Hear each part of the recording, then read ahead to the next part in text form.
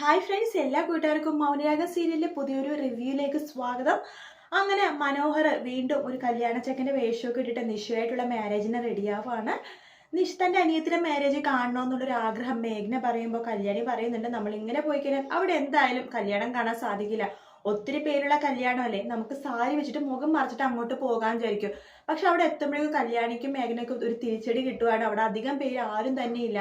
അതുകൊണ്ട് പാത്തും പതുങ്ങിയും കല്യാണം കാണാൻ വേണ്ടി ഒരു മൂലക്ക് മാറി നിൽക്കുവാണെന്ന് കാരണം കല്യാണിയും അതുപോലെ തന്നെ മേഘന കേട്ടോ. മനോഹറാണെന്നുണ്ടെങ്കിൽ ആൾക്കാർ വരുമ്പോൾ തിരിച്ചറിയാതിരിക്കാൻ വേണ്ടിയിട്ട് മുഖത്ത് ആ മുല്ലപ്പൂ ഒക്കെ വെച്ചിട്ട് മാസ്ക് പോലെ വെച്ചിട്ട് മാറി അത് കല്യാണ ചെക്കൻ്റെ വേഷിട്ട് ഇങ്ങനെ നിൽക്കുവാണ്. അപ്പൊ അതിന് ശേഷമാണ് നമ്മുടെ കല്യാണിക്ക് മനസ്സിലാവുന്നത് ഇത് കല്യാണം കഴിക്കാൻ പോണത് മനോഹർ ആണെന്നുള്ള സത്യം. അപ്പൊ ആ ഒരു സത്യം അറിയണ കല്യാണി ഇത് നിഷയെടുത്ത് പറയാൻ ശ്രമിക്കുമെന്നുണ്ടെങ്കിൽ നിഷ അതൊന്നും കൂട്ടാക്കില്ല.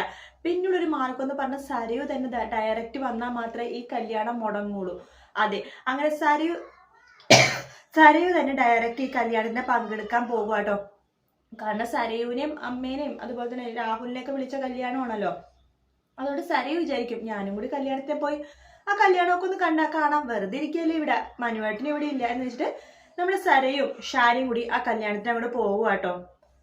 അങ്ങനെ കല്യാണത്തിന് പോണ സരയു ഞെട്ടിച്ചുകൊണ്ട് ആ കാഴ്ച കാണുവാണ്. വേറെ ഒന്നുമല്ല, കല്യാണ ചെക്കനായിട്ട് നിൽക്കുന്നത് തന്റെ മനോഹർ ആണെന്നുള്ള സത്യം. അങ്ങനെ അറിയേണ്ട സരയു പിന്നെ എന്തായാലും അവിടെ മനോഹറിനെ വെച്ചേക്കില്ല എന്നുള്ള കാര്യം ഉറപ്പാണ്. ആ കല്യാണം മുടങ്ങുമെന്ന് 100% ഉറപ്പാണ്. അത് മാത്രമല്ല, മനോഹറിന് ഇനി ഒരിക്കലും വേറൊരു വിവാഹം കഴിക്കാനും സാധിക്കില്ല. കാരണം സരയു പിടിച്ച പിടിയാലെ മനു എന്തൊക്കെ കൊള്ളരുതാത്തവനാണെന്നുണ്ടെങ്കിലും തന്റെ കുഞ്ഞിന്റെ അച്ഛനാണല്ലോ. അതുകൊണ്ട് സരയു അങ്ങനെ ഇങ്ങനെയൊന്നും വിട്ട് കളയത്തില്ല. കാരണം വിട്ട് കളയുന്ന സരയുവിനെ തന്നെയാണ് നാണക്കേട്. കിരണിനെ കല്യാണിന്റെ മുഖത്ത് എങ്ങനെ നോക്കും? അങ്ങനെ എന്തായാലും കല്യാണം മുടങ്ങുന്ന നല്ല നല്ല ഭാഗങ്ങളാണ് അടുത്ത ആഴ്ച കാണാൻ പോകുന്നത് കേട്ടോ. വീഡിയോ ഇഷ്ടപ്പെട്ടെങ്കിൽ ലൈക്ക്, സബ്സ്ക്രൈബ് ചെയ്യുക, കമന്റ് ചെയ്യാം. മറ്റൊരു വീഡിയോ ആയിട്ട് നാളെ കാണാം. Good night, take care, bye bye.